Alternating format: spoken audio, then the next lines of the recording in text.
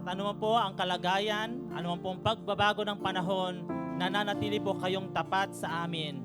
At ang sabi nga po ng iyong salita, your faithfulness is always new every morning. Kaya nga po, Panginoon Diyos, ang aming pagtitiwala ay sa iyo lamang. Kaya maraming pong salamat. Napakabuti po ninyo, Panginoon Diyos. Ang bawat isa sa amin ay patuloy po ninyong ginagabayan, pinangungunahan at tinutulungan araw-araw. Kaya po kami lubos-lubos na nagpupuri sa iyo at nagpapasalamat. Sa hapong pong ito, samahan niyo po kami ng iyong presensya at hayaang aming mga sisidlan ay mapuno ng iyong mga salita. Pagpalain po ninyo kami at naniniwala na sa amin pong pag-uwi may dala-dala kami pagpapalang espiritual mula po sa inyo. Kaya Panginoon Diyos, ang iyong lingkod ay iyong basbasan at gamiting instrumento po ninyo at kayo po ang siyang magsalita, kayo po ang tumayo dito, Panginoon Diyos, upang sa gayon, kayo po ang siyang patuloy na maitaas at mapagpala po ang bawat isa sa amin. Maraming pong salamat. Tanggapin niyo ang lahat ng papuri ng bawat isa sa amin sa hapong ito. In Jesus' name we pray. Amen and amen. Sige po, kayo po yung makakaupo na. God bless po sa ating lahat. Pagpalain po tayo ng Panginoon Diyos at patuloy po natin pong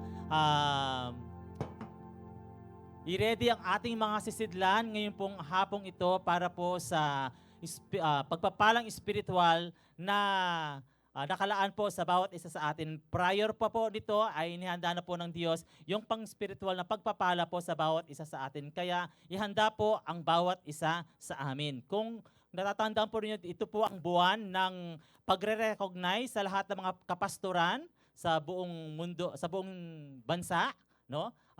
Pastors Appreciation po month po ngayon, kaya ito po yung pinakahuling Sunday ng pag-appreciate ng mga pastors and leaders sa church po natin, sa church ng bawat maraming mga churches. Kasi wala po si Pastor Lawrence, buti na lang meron tayong ginawang video para ma-greet natin sila Pastor Lawrence at Ma'am Malu sa kanila pong walang kapantay na pagsiservisyo po sa gawain ito sa Panginoon. No, so kung natatandaan din po ninyo, ang buwan ng Oktubre, napakinggan po natin ang mga kapatiran po natin, yung mga leaders ng paghahatid ng kanilang mga mensahe. Kung natatandaan po ninyo yung mensaheng inihatid po ni Pastor Carl, sino pong nakakatanda?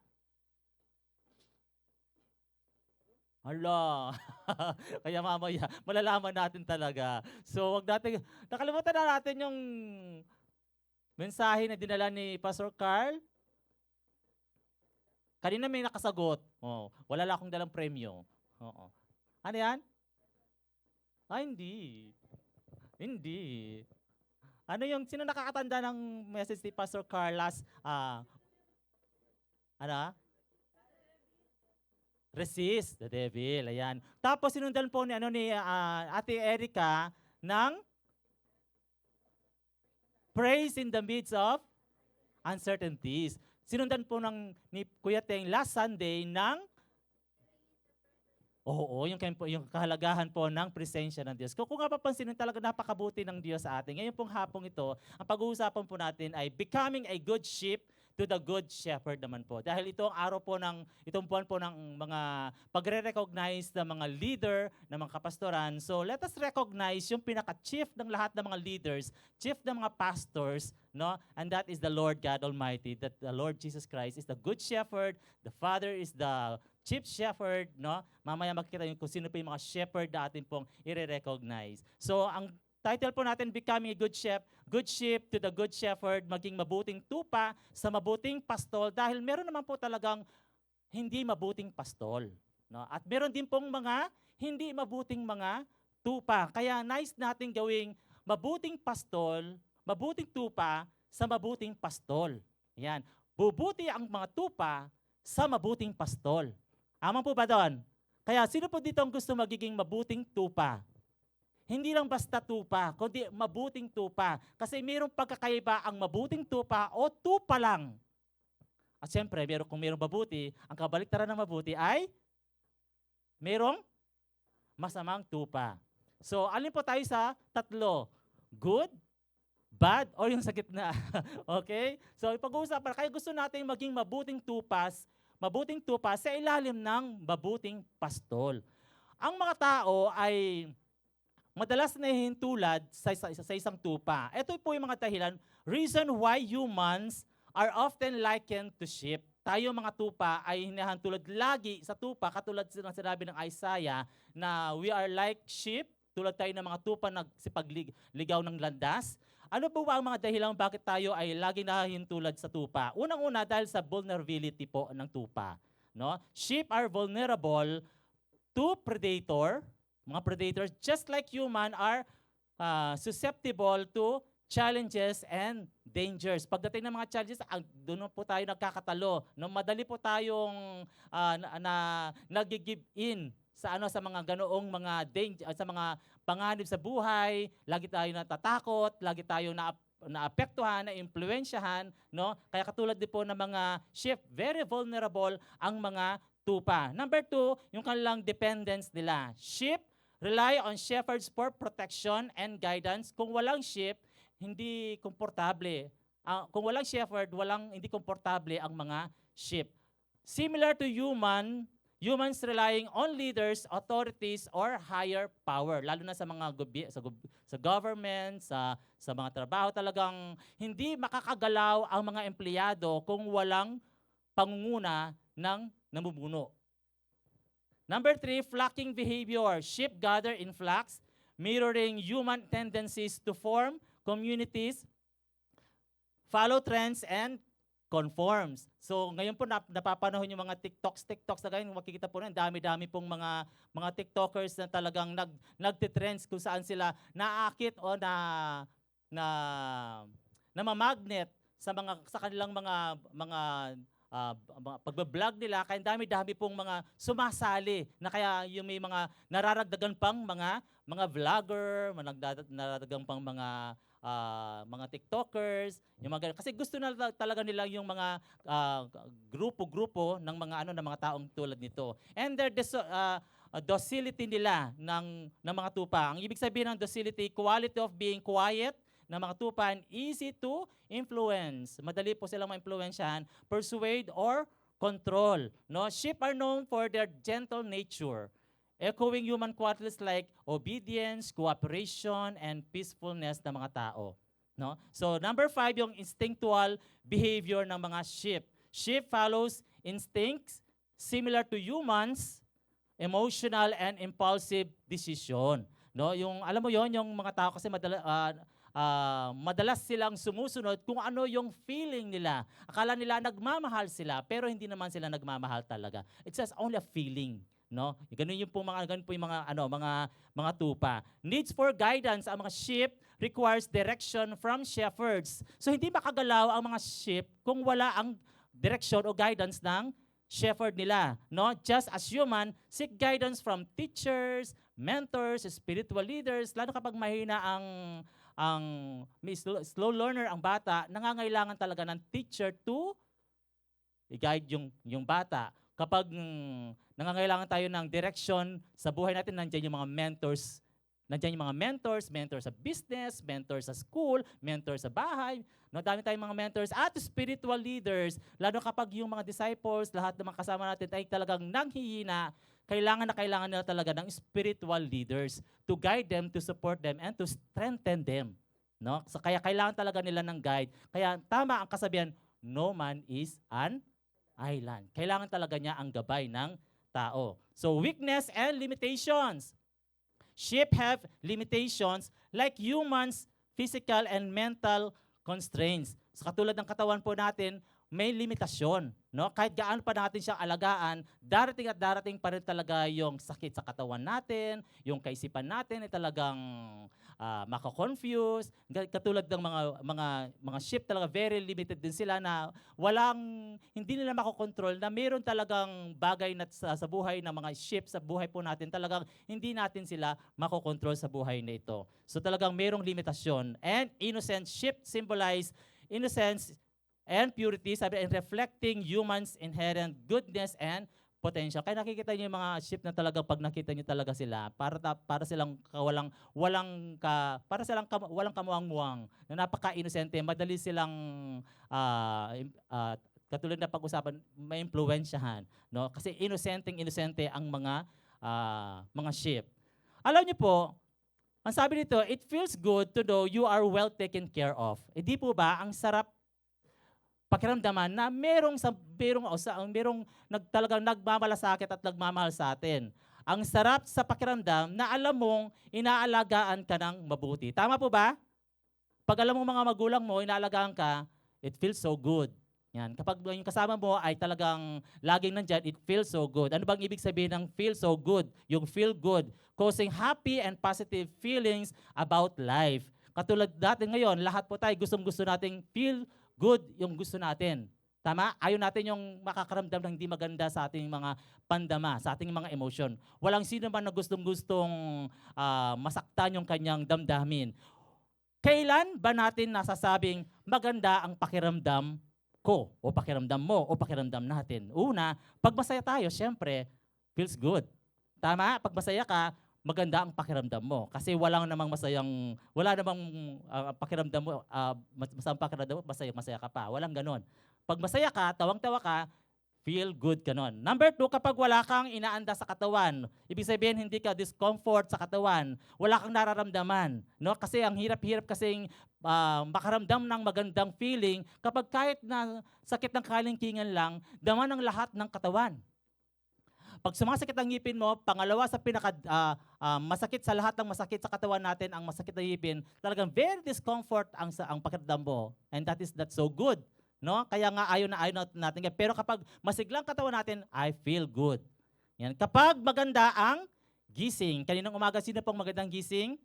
So ibig sabihin magandang pakiramdam nyo today. Kung kaninang umaga, andyan kayo, ibig sabihin maganda yung gising ninyo. Na? Bagong sahod, di ba masaya yon? Di ba? Lahat masaya kapag nakatanggap ng sahod na kahit na one day millionaire lang kayo. At least naramdaman nyo ang sayang-saya sa kabila ng kapaguran ng pagtatrabaho, natanggap mo ngayon yung iyong labor, yung wages na yon, yung bunga ng iyong kapaguran. Kapag may pera ka, masaya, no? Nakakalabas ka ng pambayad, pang-share. Masaya ang pakiramdam yon. Kapag ikaw ay na-promote, feel good.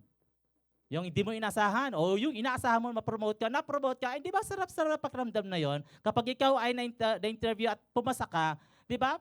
Sinishare mo pa yung balita na, may pasar ko. Di ba? Ang saya ng pakiramdam. O. Pag natapos ang lahat ng deadline, feel good. You feel good. Kapag lahat ng deadline, natapos mo. Deadline sa school, deadline sa trabaho, sa work, kapag natapos lahat yan, magaan na ang pakiramdam. Tama ba yon? Oo. Nare-release na tayo ng mga burden natin. Kapag naka-receive tayo ng God's favor, pag naka-experience tayo ng God's favor, pag sinabi natin God's favor, alam mo yon, yung hindi mo inaasahan, dumating. Yung ang haba-haba ng pila, buti na lang may lumabas na kakilala mo doon sa doon sa pinag-a-applyan o doon sa kung saan ka nakapila, tinulungan ka. At tuloy hindi ka na naghintay ng matagal. Kunwari, nag-a-apply ka ng lisensya, no? Tapos biglang may dumating na kakilala mo pala sa loob, sinamahan ka. Hindi naman po yun, bribery, no? Yun ay isang magandang favor sa atin kapag meron kang connection talaga sa loob. So, yun ang sinasabi na kapag meron kang na-receive na God's favor, you feel good. Amen? At kapag meron kang inspiration, yan, kapag meron kang, if you are in relationship, feel good. Pag nandyan yung crush mo, feel good. Tama ba? Di ba ganun naman talaga yun? No? Nakikita mo yung crush mo, sayang-saya ka, tuwang-tuwa ka, kahit hindi mo alam na crush mo pala siya. Ganun dating. That's feel good, and et cetera. Marami pa mga paraan na tayo ay nasa at yun ay gustong-gusto natin. Amen? Si David po ay isang magandang halimbawa na masasabi nating napapatunayan niya na maganda yung pakiramdam niya kasi alam niya kung sino ang kanyang pinananaligan, pinaniniwalaan, sinasandigan at kinikilala. Kasi si David po ay isang pastol, kaya nga nare-realize niya at na-experience niya kung gaano kabuti ang Diyos sa kanyang buhay. May paglalahad si David na sabihin na maganda yung kanyang pakiramdam at mapapalob ito sa Psalms chapter 23, ang katiyakan ni David. Kaya tingnan natin ang Psalms 23 na sa loob ng 6 na verses na ito, makikita natin yung ganda ng mga laman nito na siyang nararamdaman ni David bilang isang pastol, kakilala niya kung sino yung pastol sa buhay niya. Tingnan natin ang Psalms chapter 23. Chapter 23 verse 1, ang sabi niya, "The Lord is my shepherd, I lack nothing. Ang sabi na David. That is masyadong confident si David sa kanyang sinabi, the Lord is my shepherd. I lack nothing. Kaya ba natin sabihin na the Lord is my shepherd? I lack nothing? O baka pag feel good lang, masasabi natin, the Lord is my shepherd. Paano kung hindi maganda yung pakiramdam mo, hindi maganda yung paligid mo, at wala ka pang pera sa bulsa, no? Kulang ang budget mo, masasabi ba natin, the Lord is my shepherd, I lack nothing? Kahit ano pang kondisyon natin, dapat masasabi natin, the Lord is my shepherd, I lack nothing. So si David po, he understood that someone was taking care of him. Meron nang ngangalaga, merong kumakalinga sa kanya. Kaya nasasabi niya ng buong-buo sa kanyang sarili na ang Diyos ang aking pastol. Dahil ang mga pastol po kasi, ang pangaugali ng mga pastol talagang binubuwis nila ang kanilang buhay para sa mga flocks nila, sa mga inalagaan nila, para walang sino man ang pwedeng kumitil o walang sino mang mga danger or wild animals na pwedeng kumain sa mga tupa nila. Kahit na mapaganib, susuungin ng mga shepherd. At ganyan ang pagkilala niya sa kanyang pastol. Kaya nga nasabi niya, the Lord is my shepherd. Dahil alam niya na hindi magkukulang. Ipuprovide ng Diyos ang lahat ng pangangailangan. Hindi po some. Hindi po a little bit. Kundi all our needs. Kaya nga, kahit na si Pablo, sinabi niya, and my God shall supply all your needs. Hindi niya sinabi, and my God shall supply some of your needs. Kundi all of my needs. Amen? David understood that no one else could provide for him but God alone. At yun ang gusto nating makita sa mga buhay-buhay po natin, na tanging Diyos lamang ang kinikilala natin na makakapag-provide ng lahat ng ating kailangan. Kapag alam natin that the Lord is my shepherd, may lugar pa ba ang pagrereklamo sa buhay? May lugar pa ba ang pagdudahan ang Diyos? Kung kinikilala natin na kung ang Diyos ang ating shepherd, ay walang lugar ang anumang negatibo sa buhay natin. Kasi ang shepherd natin, ang siyang magbibigay ng lahat ng kailangan po natin. At even na hindi natin nasasabi ang makailangan natin, o bago pa lamang natin sabihin ang kailangan natin, alam na ng shepherd natin kung anong kailangan natin. Kaya naibibigay niya yung kailangan natin sa takdang panahon, takdang araw at takdang oras na kailangan natin ito. Kasi alam ng shepherd kung ano talaga ang pangangailangan natin. That's why si David, confident niyang nasasabi, the Lord is my shepherd. I lack nothing. Dahil ang shepherd, he is the guide or ididirect niya tayo in a particular direction kung saan niya gusto tayong papuntahin, kung saan ang maayos, maganda at safe na lugar. Doon niya tayo dadalhin ng mabuting pastol. A person who takes care of sheep. Katulad na sinabi natin kanina, aalagaan niya talaga ang mga tupang ito na kahit anong mangyari at walang pagbabago. Kung mayroong pagbabago sa sitwasyon, sa kalagayan natin, hindi magbabago ang sheep. Kasi alam ng sheep na to ang kanyang responsibilidad sa kanyang mga tupa.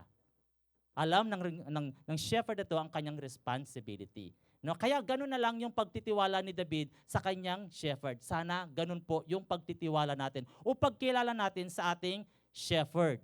Amen? And verse 2, sabi niya, he makes me lie down in green pastures. He leads me beside quiet waters, sabi ni David.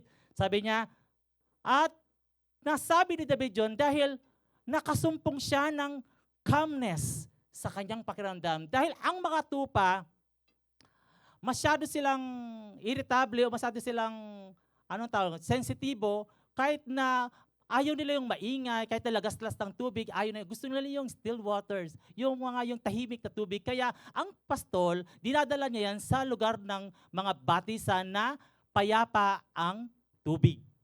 Para kapag uminom ang mga tupa, nakakainom sila ng mapayapa din, ng maayos, makakainom sila ng mabuti. Kasi kapag maingay yung ilog, no, hindi sila makakainom, hindi sila makakalapit o kaya ayaw nila ng gano'n na maingay. So kaya si David po ay nakasumpong siya ng calmness sa kanya dahil ang kanyang pastol, dinadala siya kung saan ang tahimik. Green pasture, ang ibig sabihin ng green pasture, kung saan siya nakakapagpahinga, nakakapagbigay sa kanya ng ginhawa. And you know what? Itong pinupuntahan niya every Sunday, this is our green pasture.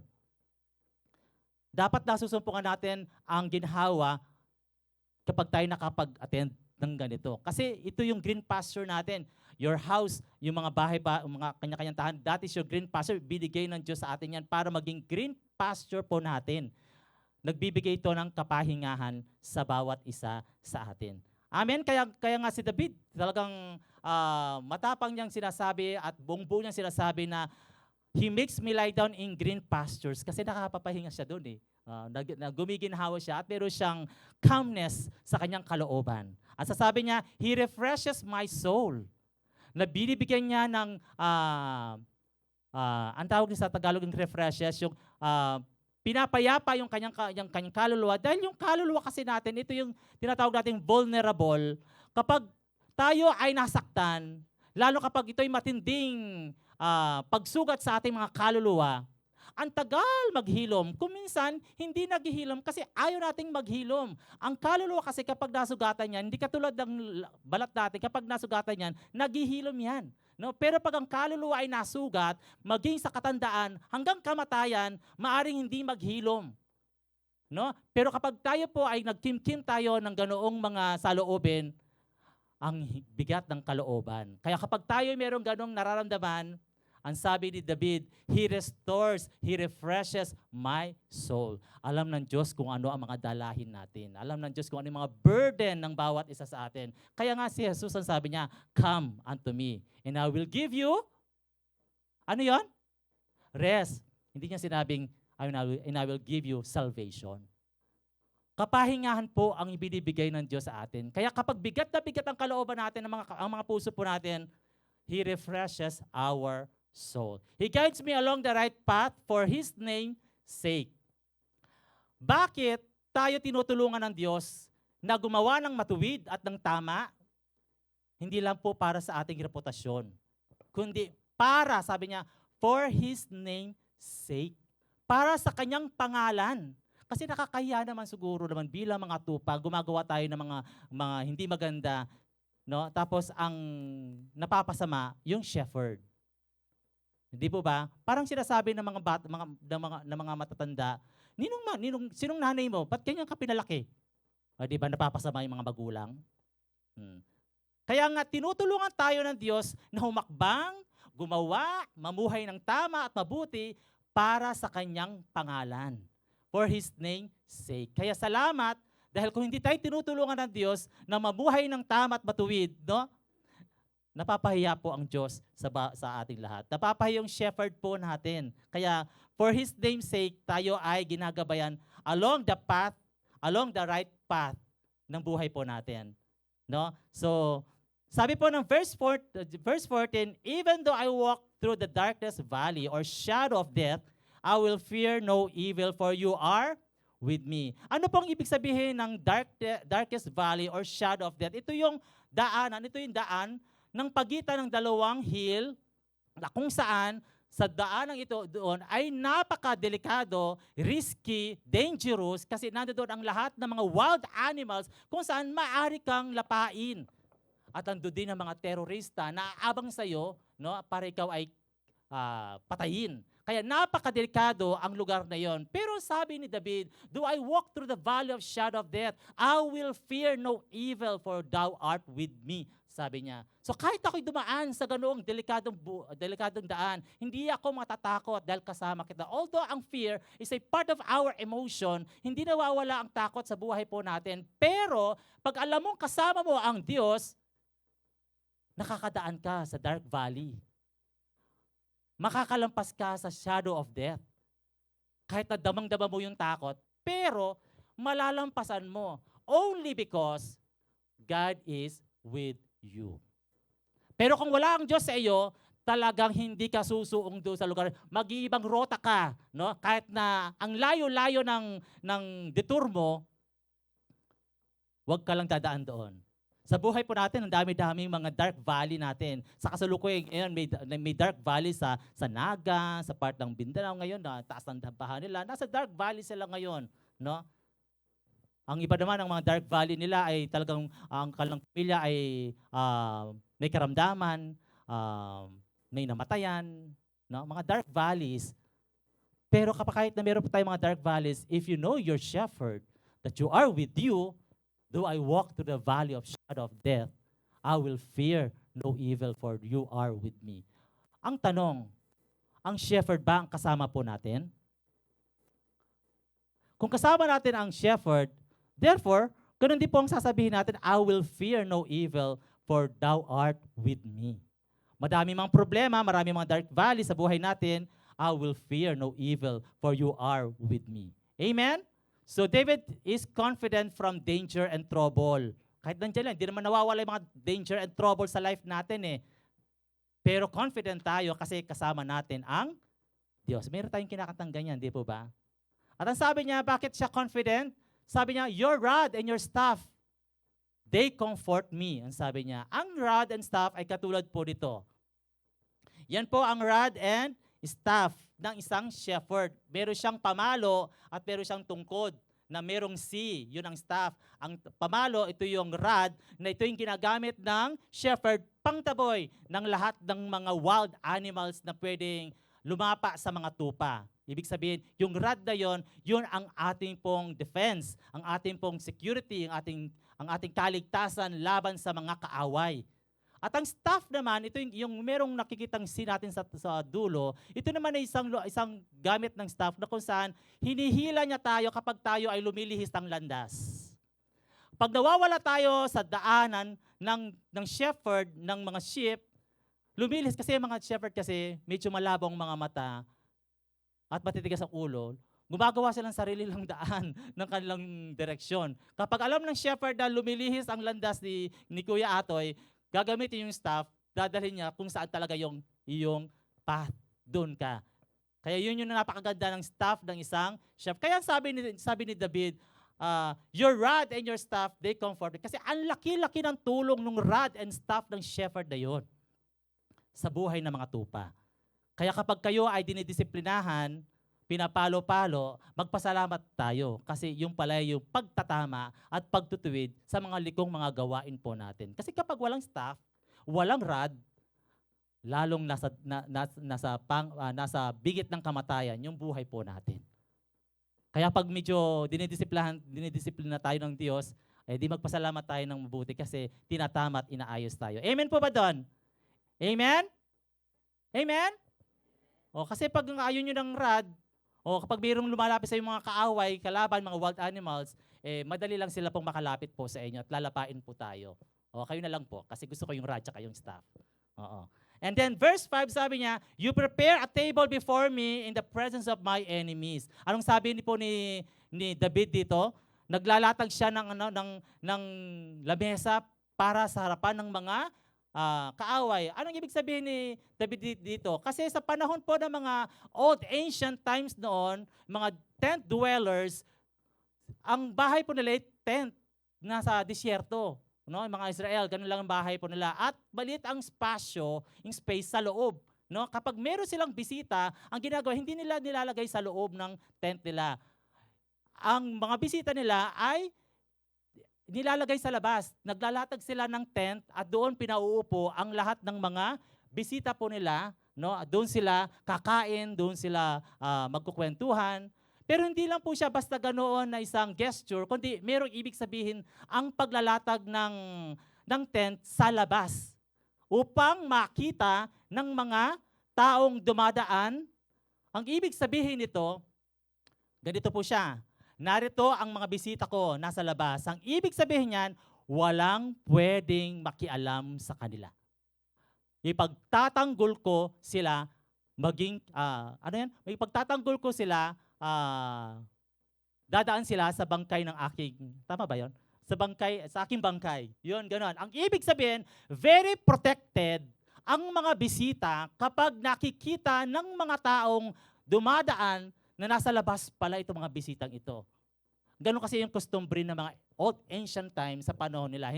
Kasi tayo pag may bisita, ay pasok po kayo, dito po kayo, upo kayo sa sala. Yung ganda doon, di ba ganun tayo, no? Sila hindi, pinauupo sila sa labasan kasi gustong-gustong makita ng mga tao, these people are very protected. At kapag ikaw ay nasa presensya ng Diyos, At ang sabi po ng Isaiah, ang ganda-ganda ng sinabi ng Isaiah chapter 61 verse 3, "For you are my safe refuge, a fortress where my enemies cannot reach me." Ang ganda no, no? Kapag ikaw ay nasa fortress ng Diyos, no enemy can reach you. At yun ang portrayal nitong Psalms chapter 23 verse 5. We are protected in the presence of the Lord against the enemy. So sabi din po niya, you anoint my head with oil. Ang ibig sabihin nun, kasi yung pag sinabing you anoint my head with oil, hindi yung pag kasi binuhusan natin ang ating mga ulo ng sobrang oil, napaka uncomfortable. No, hindi tayo komportable, pero yung anointing of oil nila kakaiba. Ito ay isang bagay na nakaka-arise ng senses ng ating ng katawan. Kaya ang sabi niya, you anoint my head with oil. And then my cup overflows. Ang ibig sabihin ng my cup is overflows, pinupuno ng Diyos yung sisidlan natin ng hindi sakto, kundi overflow nga. Ang ibig sabihin na itong shepherd na to, kapag siya ay nagbigay, hindi ka titipirin. He will supply overflowing, na talagang ikaw ay masasatisfy doon sa ibibigay ng shepherd. Kaya sabi ni David, my cup overflows. Kayo mga sisidlan natin ngayon, kapag pinahintulutan ninyo ang Diyos maglagay ng laman yan, hindi lang yan basta laman, kundi lalapaw yung laman nito sa iyong sisidlan. Di po ba? Kung bibigyan ng laman niya ng Diyos, ay, ganito magkakarami. Hindi naman. Hayaan niyo ang Diyos ang siyang maglagay ng laman niya kasi pupunuin niya ng pupunuin ng Diyos yung mga sisidlan po natin. Dahil ang Diyos hindi niya tayo titipirin ng kanyang provision sa atin.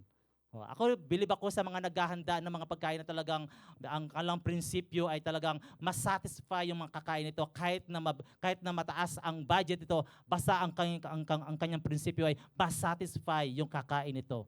Ibig sabihin, hindi niya titipirin yung ingredients nito basta masatisfy lang yung kakain nito. Yung iba kasi, basta, ay, okay na to, masarap naman. Yung ganun. Okay naman yun. No? Pero may mga tao talagang hindi ka talaga titipirin, katulad ng Diyos. Amen? And verse 6, sabi niya, surely your goodness and love will follow me all the days of my life. Ito yung sabi po ni Haring David. Anong sabi niya? Naniniwala si David, yung affection ng Diyos sa kanya ay mananatili kahit ano po ang sitwasyon at panahon at kalagayan. Sabi niya, surely your goodness and love will follow me all the days of my life. Tayo pong mga tupa, alam niyo po yon, yung nandiyan lang nga ang good shepherd, pero tayo po ay lumilihis pa. Iniiwanan pa natin ng shepherd, no? Umaalis tayo sa piling ng shepherd. Pero yung goodness ni Lord at saka yung love niya, sinusundan pa rin tayo. Kaya nga, pagdating ng panahon, bumabalik din po tayo sa Kanya sa kabila ng marami nating kapalpakan na nagawa na. Yung mga tao bang, alam niyo ba yun, yung mga taong nag-backslide, umalis sa church, iniwanan ang Diyos, darating ang panahon, babalik at babalik sila sa Diyos. Kasi yung goodness and love the Lord ay hindi naman nawawala. Susundan niya at susundan ka nito. Kahit ako minsan di mo pinapansin ng Diyos, susundan at susundan ka pa rin ng goodness at love ng Diyos. Kaya nga, wala ka ng dahilan para lumayo sa Diyos. Kung lalayo ka man, susundan ka talaga ng goodness at ng love para bumalik ka sa Kanya. Amen? Kaya naman, ang conclusion ni David, ang sabi niya, and I will dwell in the house of the Lord forever. Meaning, sa dami ng mga na-experience from verse 1 to verse 6, napatunayan niya yung kanyang shepherd ay talagang maaasahan, mananatili ako sa tahanan mo, sa tahanan ng Diyos, magpakailanman. So hindi ako lalabas dito kasi nandoon na lahat ang kailangan ko. And I will dwell in the house of the Lord forever. Amen? Kung na-experience niyo ang goodness ni Lord, ang goodness ng shepherd natin, di ba, sasabihin mo, and I will dwell in the house of the Lord forever. Andito na ang kailangan ko. Nandito na ang lahat ng kailangan ko. Bakit pa ako aalis? Bakit pa ako lalayas? At bakit ko pa lalayasan ang may-ari ng tahanang ito? Gets nyo? Kaya nga si David, very confident yung sinasabing, and I will dwell in the house of the Lord forever. Kaya kung na-experience niyo ang goodness ng shepherd natin, kahit na minsan you failed, kung minsan nadadapa ka, kung minsan nasasaktan ka, pero higit ang timbangan ng kabutihan at pag-ibig ng Diyos sa atin, kaya naman hindi ako aalis sa tahanang ito. Dahil nandito ang lahat ng kailangan ko. Amen. Amen?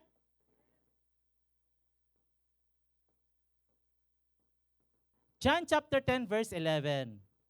Ang sabi ng John chapter 10 verse 11, I am the good shepherd. The good shepherd lays down his life for the sheep. Ito naman ang kataga ng ating Panginoong Yesus sa lahat ng mga nakikinig sa Kanya, sa lahat ng mga sumusunod sa Kanya. At ito ang pang-apat na deklarasyon ni Jesus sa mga I ams na Kanyang sinabi. Kasi sinabi niya, I am the door.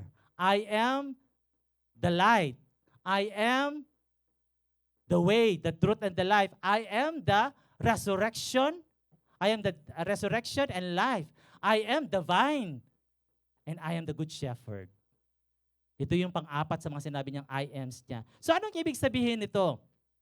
Yung I am declaration of Jesus recorded only in John's Gospel, mababasa natin lahat yun, lahat ng sinabi niya, I am, I am, I am, I am. No? This I am proclamation point to His uniqueness, yung kayang unique, divine, identity, and purpose. Immediately after declaring that He is the door. Di ba sinabi niya sa John chapter 10, I am the door? No? Jesus declares, I am the good shepherd.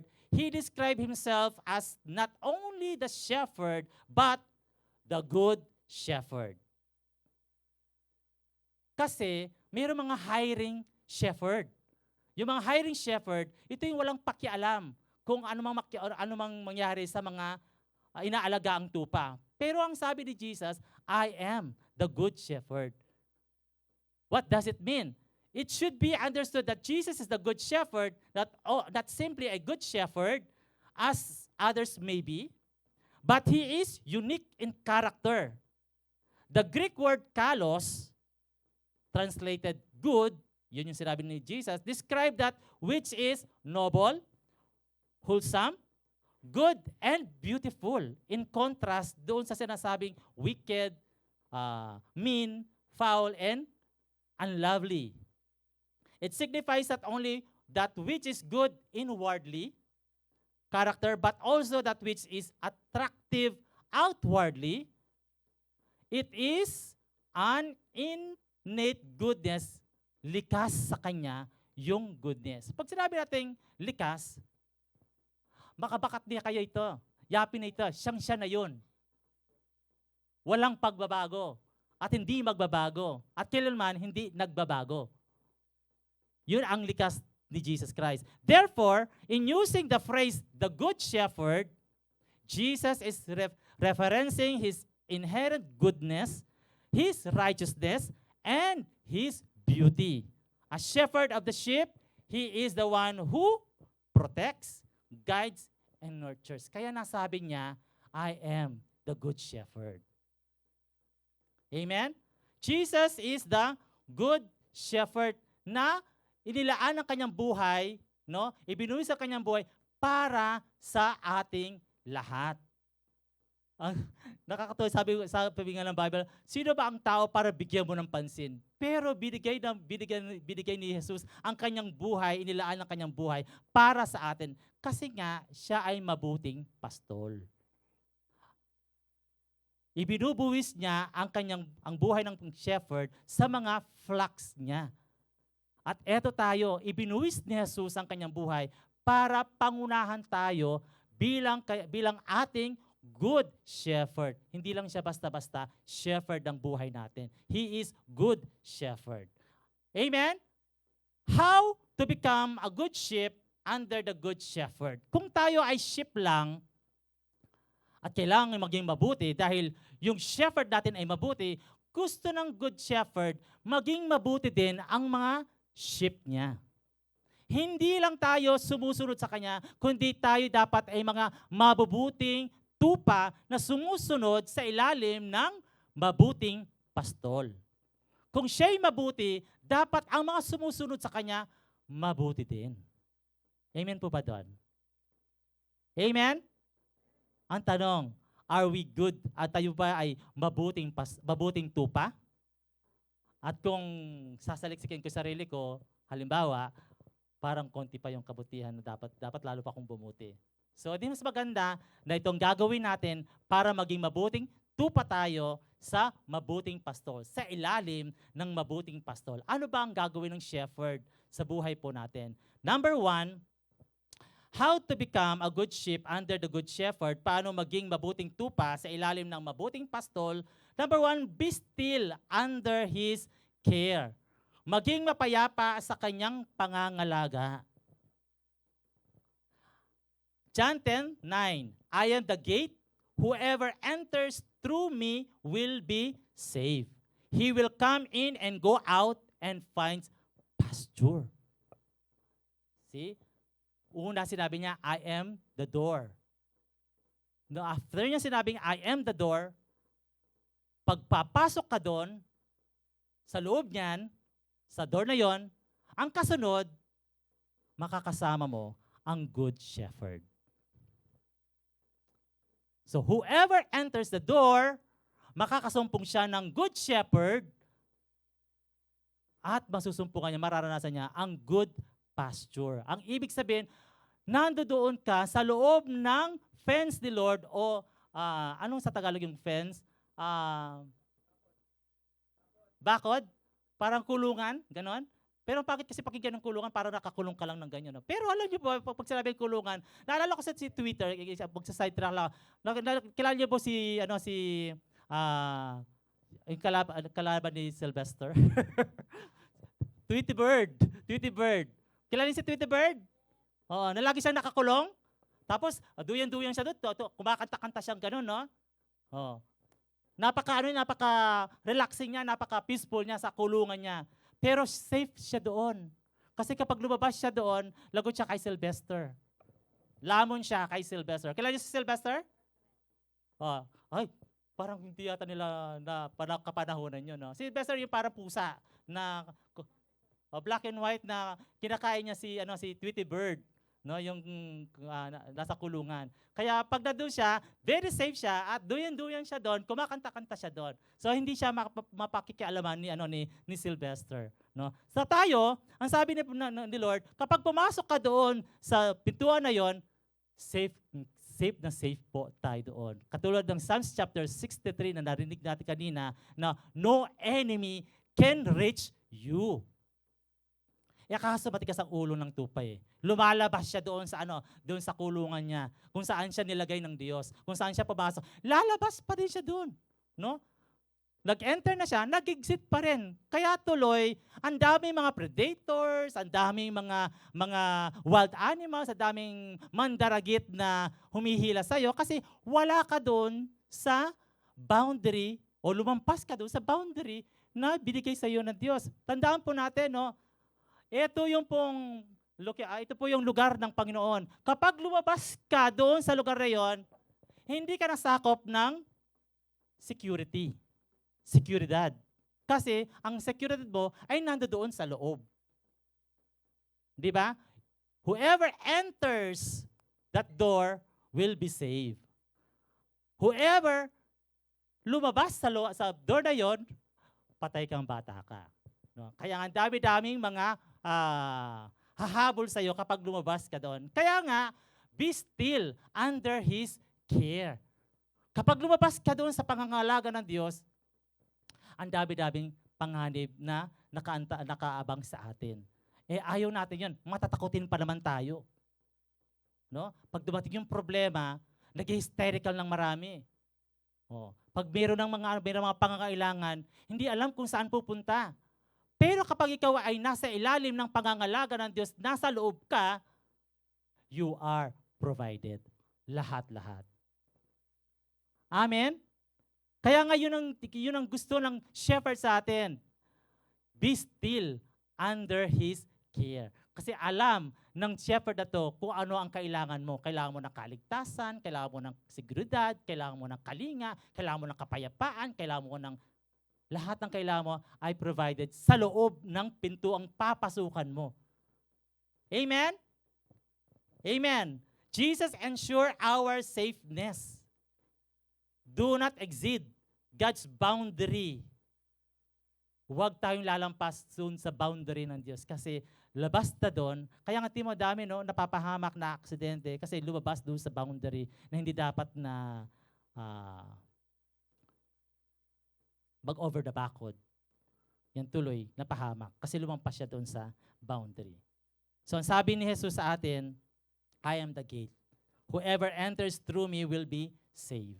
Kaya kung ayaw nyong kayo ay lapitan ng disgrasya, lapitan ng mga malas sa buhay natin, enter the door with the good shepherd. Amen?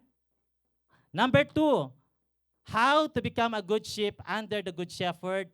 Be sensitive to his voice. Maging sensitibo sa kanyang boses. Kasi alam niyo po, meron pong eksperimentong ginawa na tatawagin ang mga tupa ayon sa pagtawag sa kanila ng kanilang pastol. No? Halimbawa, di ba yung mga kambing pag tinatawag, meh, meh, di ba ganun yung tawag sa kanila? O halimbawa, ganun na lang yung tawag ng mga tupa, meh, meh. Merong isang gumawa nun, ginaya yung pagtawag sa kanila, pero tumaas yung mga noon nila, tumingin lang silang ganun, bumalik ulit sila sa pagkain ng damo. So hindi sila nag-response. Pangalawang subok, meron naman tumawag sa kanilang, meh, meh. Hindi na nila pinansin, hindi na nila tinaas yung kanilang noo. No? Kasi hindi sila pamilyar doon sa boses. Pero nung shepherd nila ang tumawag ng meh, meh, no? Hindi lang sila tumayo ang kalang ulo, kundi pabalik ano yan? Patakbo doon sa kanilang shepherd. Pumunta sila sa shepherd. Kasi alam nila yung kanilang shepherd. Yung boses na kanilang shepherd. Ang dami-dami mga boses tayong naririnig. So, pakinggan ang boses ng Diyos. Pakinggan, magkaroon tayo ng sensitibong boses ng tinig ng ating Diyos. Baka boses mong pinapakinggan mo. Baka boses ng demonyo ang pinapakinggan mo. Ang Diyos din ay nagsasalita. Tumatawag sa atin. Alam niyo mga bata po kami, ang tatay ko, meron siyang pantawag sa amin na kahit na nandoon kami sa kabilang kalsada, kapag tumawag ng tatay ko ng ganito, hindi ko kayang gawin, pero sabi niya, gagayin lang siya, tapos iipit niya doon sa dila niya, tapos ang tunog niya, gano'n. Gayong tawag, meron siyang pantawag na ganyan eh. Nandoon ka sa kalsada na yon. Pag narinig ko yon, narinig namin yon, takbuhan na, pauwi na.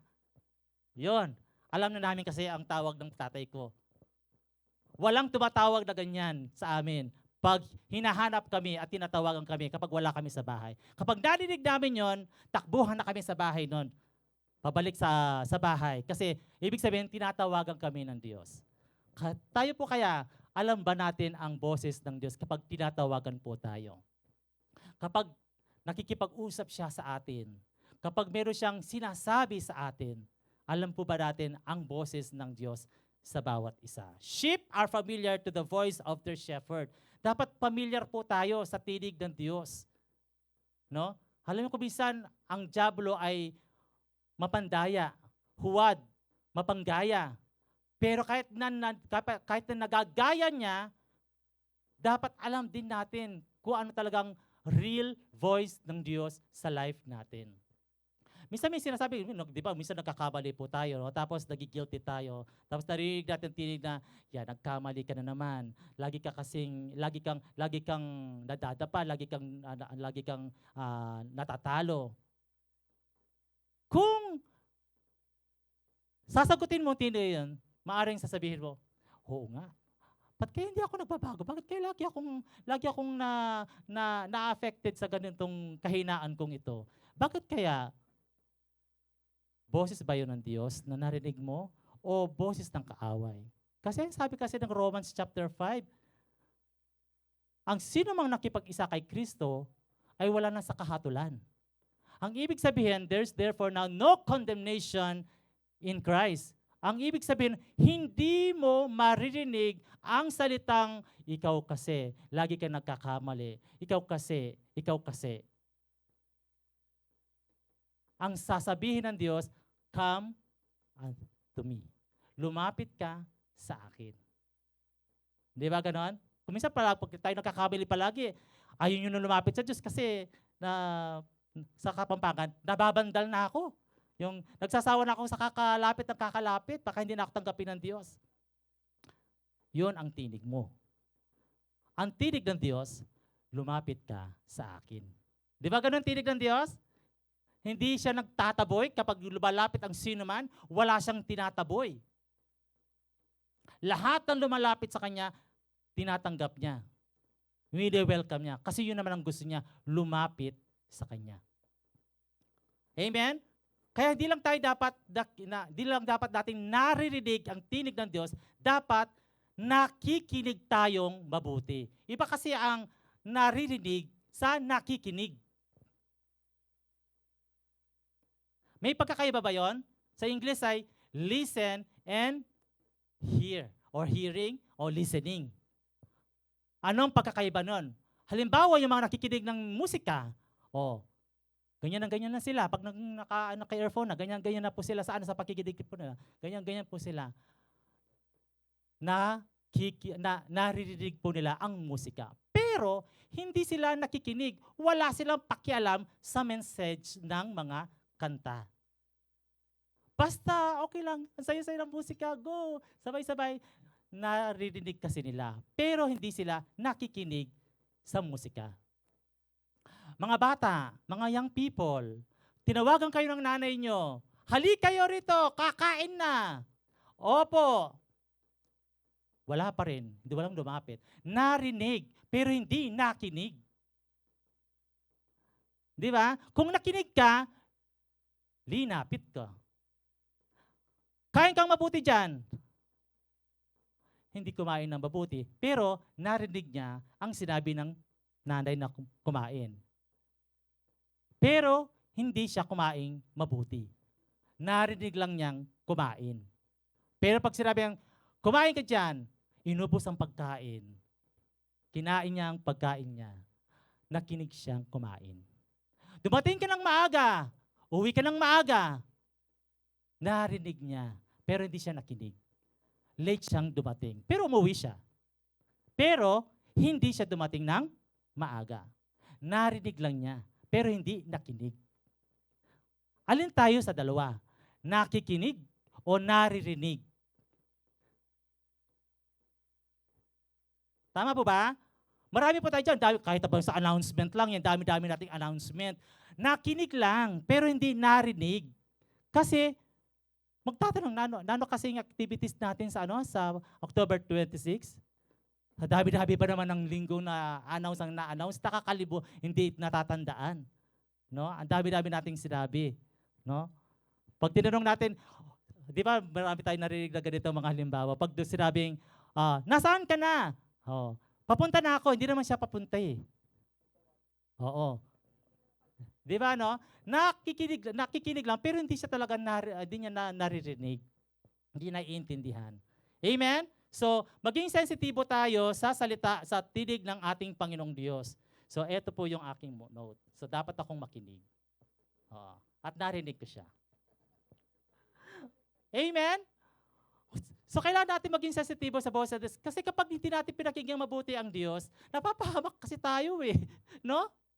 Kaya kayo, alam natin yung nature ng tupa, kaya dapat talagang nakadepende tayo sa good shepherd natin. And then number 3, how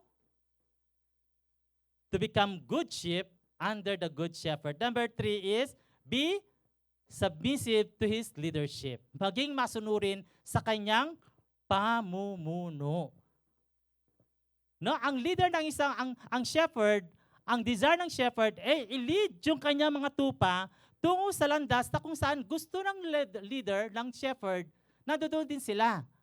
Pero kapag hindi ka submissive, na wawalay ka tuloy. Ang gusto ng shepherd, ikaw ay lumago, lumusog, pero kung hindi ka sumusunod sa kanya, hindi ka lalago, hindi ka lulusog. Tama po ba? Amen? Kaya nga, yung pagsunod natin sa kanya, kahit na mahirap, gagawin po natin.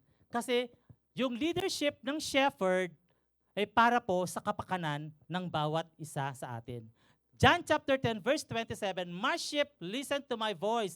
I know them, and they..." Oo. Ang mga sumusunod sa kanya ay mga tupa. Ang mga sumusunod sa kanya ay nagpapaka-tupa. Kasi alam ng mga tupa kung sino ang leader nila. Kaya doon sila susunod. Kaya nagpapakatupa sila. At na-enjoy nila ang pagiging good shepherd dahil na-experience nila iyon. Dahil sila ay nagpapakatupa doon sa ilalim ng leadership ng shepherd nila.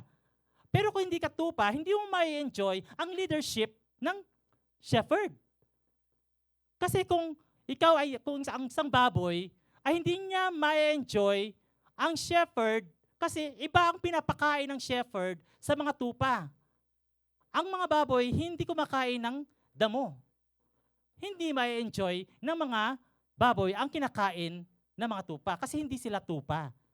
Baboy sila. No? Ang mga isda hindi rin mag-enjoy sa good shepherd kasi iba ang kinakain ng mga isda. Tama? Ang mga buwaya, lalo na. Ang mga leon, lalo na. Kung ikaw ay leon, hindi mo ma-enjoy ang shepherd, hindi mo ma-enjoy yung good shepherd.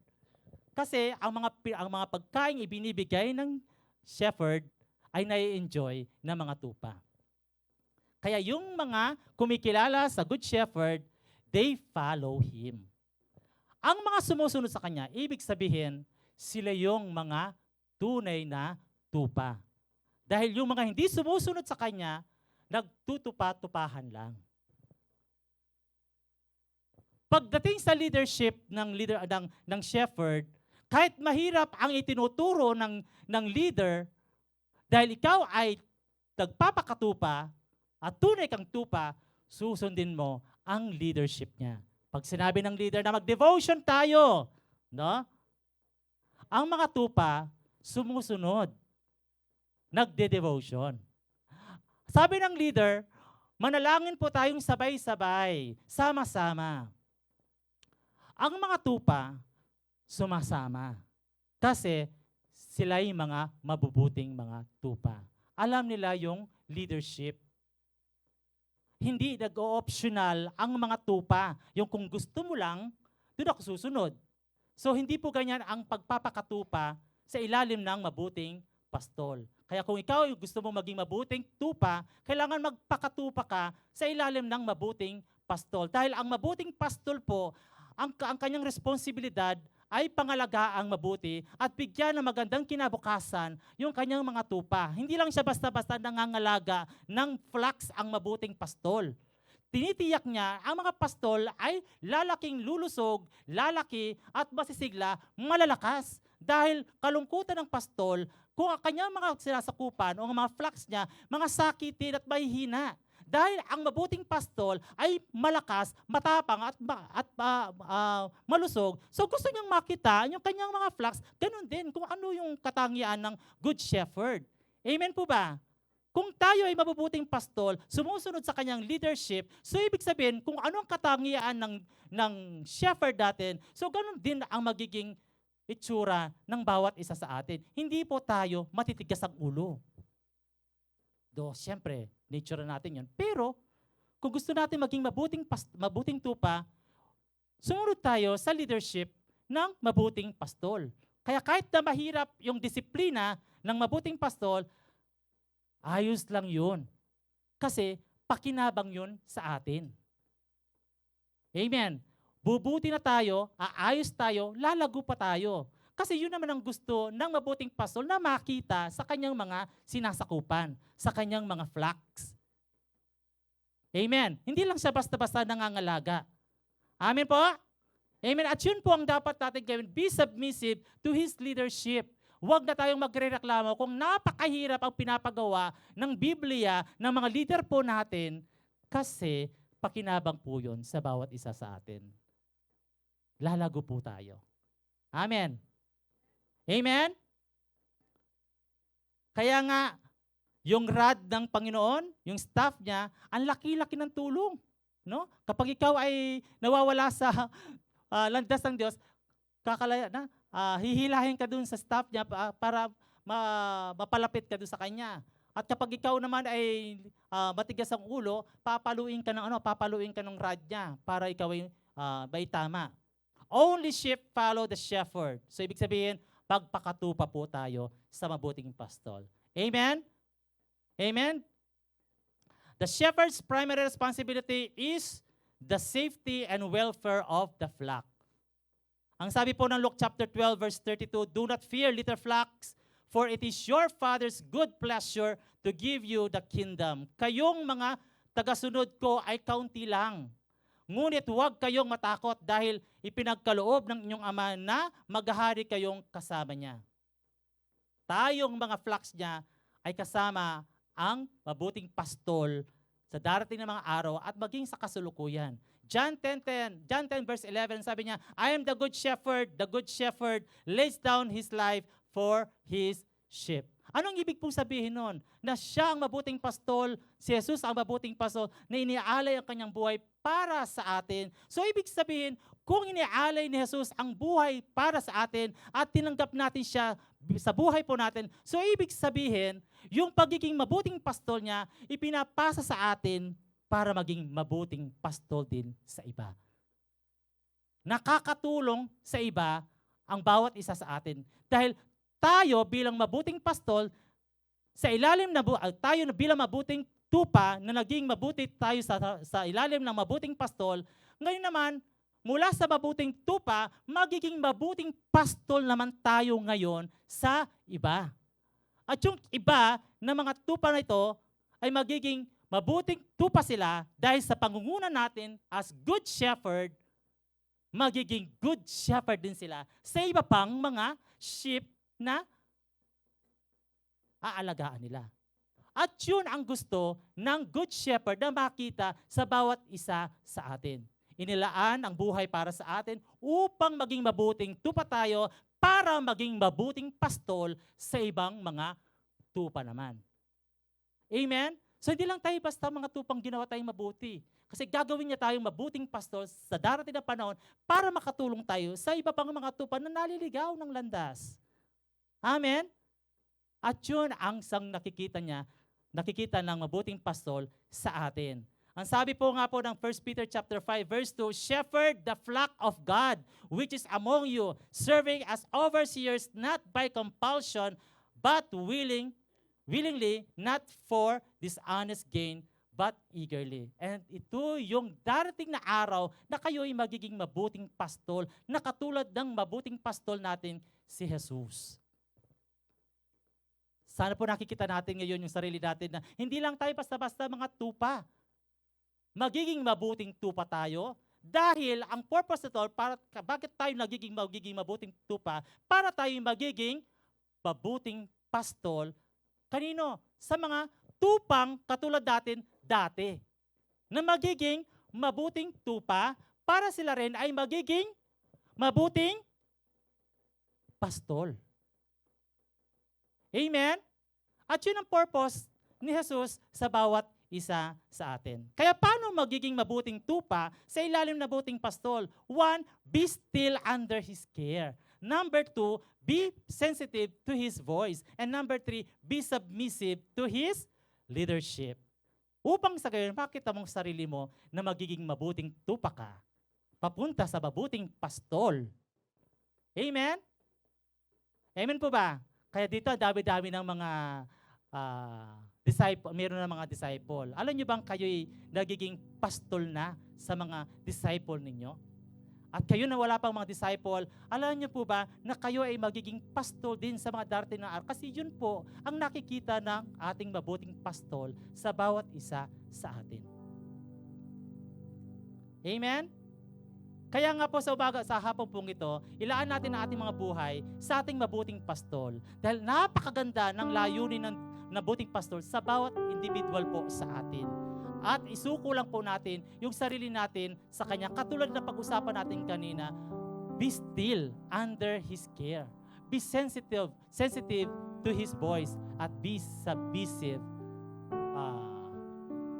to His leadership. Amen? Amen. Tapos lahat ay tumayo. At tayo po ay magpasalamat sa Diyos.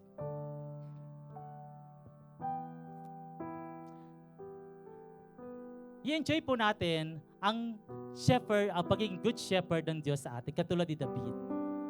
At habang nabubuhay po tayo, lagi natin maranasan yung ganoong experience ni David. No? May confidence sa buhay, dahil alam niya kasi kung sino yung nangunguna sa kanya, dahil meron siyang good shepherd na pinananaligan at kinikilala sa kanyang buhay. At anuman pong mga kalagayan po natin ngayon, kung ang sarili mo ay hindi pa mabuting tupa, papunta ka na doon sa mabuting tupa. Kasi kailangan nating manatili sa kanyang kalinga, maging sensitibo sa kanyang tinig para pakinggan natin siya ng mabuti. At maging submissive tayo sa kanyang leadership para mabuo yung pagiging mabuting tupa natin. At darating araw, ikaw ay magiging mabuting pastol katulad ni Jesus. Na naging mabuting pastor siya sa kanyang mga disciples. Iniwan niya ang kanyang mga disciples dahil babalik na siya sa langit. At nung iniwan ng mga disciples niya, naging mabuti silang mga pastol sa mga tupa na kanila pong na ilapit kay Kristo. At yun ang siyang gusto ng Diyos sa bawat isa sa atin. Tayo lahat ay manalangin. Maraming pong salamat, Panginoong Jesus, sa buhay po ninyo na yung inilaan sa buhay namin. Ibinigay, ibinuwis, namatay para sa amin. Salamat po, Panginoong Diyos, ikaw ay mabuting pastol sa buhay po namin. At kami yung kinakalinga, at di lang kinakalinga, kundi talagang binubusog niyo po kami, hinuhubog niyo po kami upang sa gayon, darating araw, magiging mabuti kaming tupa at magiging mabuting pastor kami soon.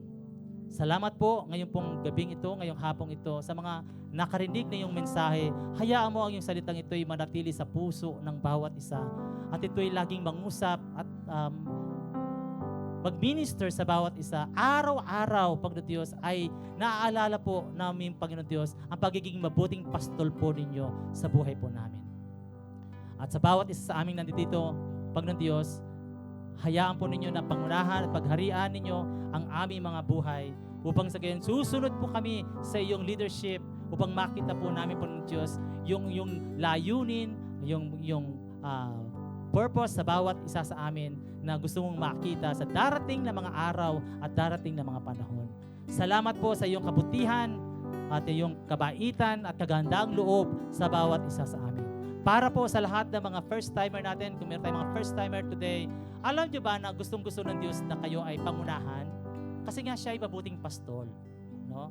Kung iyong pahihintulutan ang mabuting pastol na pumasok sa iyong puso, doon magsisimula ang pangunguna ni Jesus sa buhay mo. Kasi sabi niya sa Revelation chapter 3 verse 20, kumakatok siya sa pintuan ng puso po natin para kung pahihintulutan natin siya, papasok siya, magsisimula na ngayon siyang magiging pastol ng buhay po natin.